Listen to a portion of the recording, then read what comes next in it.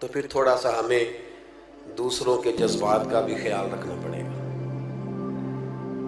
یہ ٹھیک ہے کہ بڑا آدمی دیر سے آتا ہے، لیکن بڑا آدمی کبھی یہ پسند نہیں کرتا کہ کوئی اس کے لیے بیچارہ منتظر بیٹھا رہے۔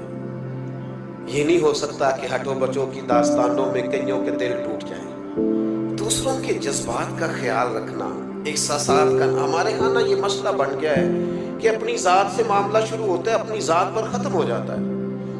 ہمارے بزرگوں نے، ہمارے مشائخ نے احساس رکھا، احساس۔ میں اپنے حضرت کی بارگاہ میں بیٹھا تھا، ایک بزرگ آ گئے، اب وہاں 3-4 مفتیان کرام بیٹھے ہیں جنہوں نے اپنے فتاوی جات کی تصدیق لینی ہے، تو بابا جی آ گئے تو وہ اب سادی باتیں، بیٹا بڑا تنگ کرتا ہے، ساری باتیں بہو کی مانتا ہے، شادی سے پہلے بڑا نیک تھا۔ یہ بھی بندہ اپنے دل کو تسلی دیتا ہے، ورنہ جو پہلے نیک ہوتا ہے بعد میں بھی نیک ہی ہوتا ہے، اور جو پہلے نہیں ہوتا وہ بعد میں بھی کسی اور کا نام لگ جاتا ہے، ورنہ وہ بعد میں بھی معاملہ ایک۔ تو وہ ساری نہ سادی باتیں حضرت اس کو جواب دیتے ہیں۔ پھر اس نے وہ ساری تسلیوں کے بعد کہا مجھے تعویذ بھی چاہیے۔ ایک لکھا تو اس نے کہا نہیں، ایک برکت کا بھی چاہیے۔ اس نے کہا ایک تعویذ مجھے نظر کا بھی چاہیے۔ تو وہ تسلی لے کے وہ شخص اٹھ کے چلا گیا۔ ایک مفتی صاحب کہنے لگے حضور اس طرح کے بندے میرے حوالے کر دیا کریں۔ حضرت فرمانے لگے کیوں؟ اس بیچارے نے نا مجھ سے ہی مطمئن ہونا تھا، اور فرمانے لگے میں نے تسلی دے دی ہے، رات سکون سے سو جائے گا، بتاؤ نا میرا رب کتنا راضی ہو۔ یہ جو احساس ہے نا کسی کا، یہ جو احساس ہے، یہ جب طبیعت میں پیدا ہو جاتا ہے نا، جب اس کے اندر جب ذوق پیدا ہوتا ہے۔ میں جمعہ لیٹ نہیں کرتا، اس لیے کہ جب مجھے کوئی لیٹ کرے تو مجھے تکلیف ہوتی ہے، اس لیے میں بھی نہیں کسی کو لیٹ کرتا۔ میں کہتا ہوں جب میں لیٹ نہیں ہونا پسند کرتا تو کوئی بیچارہ کیوں لیٹ ہو۔ تھوڑا سا احساس، میں نے کہا تھا بات ختم کرنی ہے، آپ مصروف ہیں اس میں کوئی شک نہیں، لیکن گھر میں اماں ہے، اس کا دل کرتا ہے جب آپ جائیں تو وہ سارا دن کی باتیں آپ سے کریں۔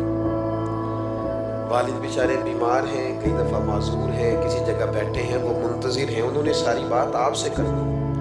آپ مفتی صاحب ہوں گے، علامہ صاحب ہوں گے، انجینئر ہوں گے، ڈاکٹر ہوں گے، پروفیسر ہوں گے، کچھ بھی ہوں گے، لیکن اس کے تو پتر آپ ہی ہیں نا۔ یہاں آپ کو تھوڑی دیر وقت گزارنا ہے، نہ سمجھ آئے تو پوچھ لو جناب ام ایمن سے، کس طرح رسول کریم جا کر خبر گیری کرتے۔ آپ جتنا مرضی لمبا سفر کریں، دنیا گھوم کے آ جائیں، پر بیوی کا لباس آپ ہے، اس نے سارے دن کے دکھ آپ کو سنانے ہیں۔ میں تو مصروف پڑا ہوں، میں باہر سے تھکا آیا ہوں، تو نے بات چھیڑ دی ہے۔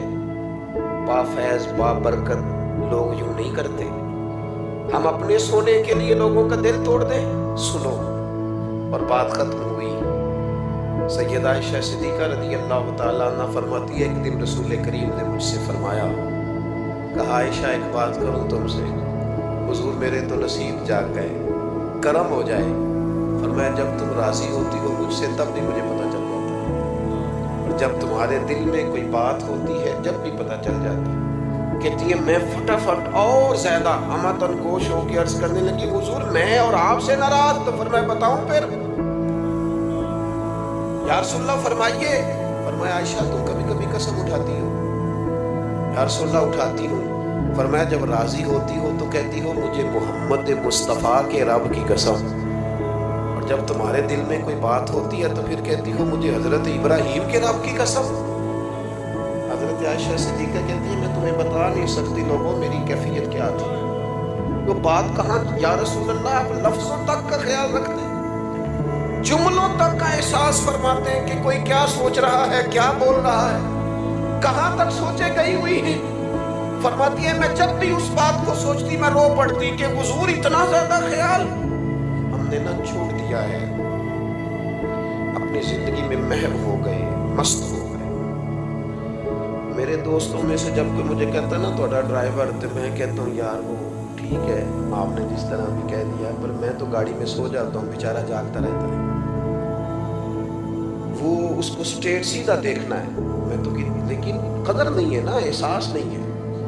ہم نے سوائے اپنے دائیں بائیں دیکھنا چھوڑ دیا ہے، اپنے آپ کو بابرکت بنائے، بافیض بنائے۔ مومن کے لیے وہ اجر ہے جو کبھی ختم نہیں ہوگا۔ جانے کے بعد لوگوں کی تعریفیں شروع ہوئی اور پھر بڑی ہوئی۔ میں اندر بیٹھا تھا ابھی حضرت کے گھر میں، تو میں وہاں بھی کہہ رہا تھا کہ میں دل سے حضرت مفتی صاحب کی قدر کرتا ہوں، اور مجھے حاجت نہیں ہے کسی بندے کی تعریف کرنے کی۔ تھوڑا سا ذرا شعر سے، کتاب سے، پڑھنے لکھنے سے شغف رہتا ہے۔ حضرت علامہ شرف صاحب رحمۃ اللہ علیہ کی کتاب پڑھنا، صاحبزادہ خورشید گیلانی صاحب نے تقریض لکھی تھی، تو میں بھی تھوڑا سا طالب علمی کے زمانے میں گیلانی صاحب کے پاس آیا جایا کرتا تھا، مجھے اچھا لگتا تھا ان کا لکھنا۔ تو شرف صاحب نے لکھا تھا کہ سمجھ نہیں آئی، یہ ان کا جملہ ہے جناب، علماء سے معذرت کے ساتھ، انہوں نے کہا تھا سمجھ نہیں آئی کہ صغرے کبرے والا مولوی اتنا شستہ کیسے لکھ لیتا ہے، اتنا صاف کیسے لکھ لیتا ہے، یہ سمجھ نہیں آئی۔ پھر کہنے لگے ہاں سنا ہے، مرغابی جب پانی سے نکلتی ہے تو پر خشکی ہوتے ہیں اس کے۔ سنا ہے کہ جو کچھ لوگ ایسے ہوتے ہیں کہ جو جس جگہ بیٹھتے ہیں پھر وہ محفل اور انجمن کا حضرت بڑا صاف ستھرا لکھتے ہیں، عمدہ لکھتے ہیں، اور بعض منظر نامے تو ایسے ہیں کہ جو لوگ نہیں گئے وہ بھی اگر صحیح طرح پڑھ لیں تو محسوس ہوتا ہے کہ ہو گیا آ گئے۔ تو کچھ لوگوں کی قدر کریں اپنی زندگی میں۔ میں ایک جگہ پہ موجود تھا تو مجھے وہاں کے لوگ کہنے لگے کہ ہمارے یہاں کے بعض علماء سے ہمیں شکوہ ہے، آپ بڑے اچھے ہیں۔ میں کہ میں اتنے رہندہ نہیں نہ تاں کر کے، اگر آ گیا پکا تو پھر معاملہ شاید کچھ اور ہوگا۔ یہ ہوتا ہے ایسا، جو چیزیں زیادہ قریب ہوتی ہیں وہ بعض اوقات جو زیادہ دور ہو وہ محسوس ہوتا ہے کہ شاید زیادہ بڑی ہے۔ تو اپنے آپ کو بابرکت بنائے، بافیض بنائے۔ زندگی وہی اچھی ہوتی ہے جس سے کوئی نفع لے لے۔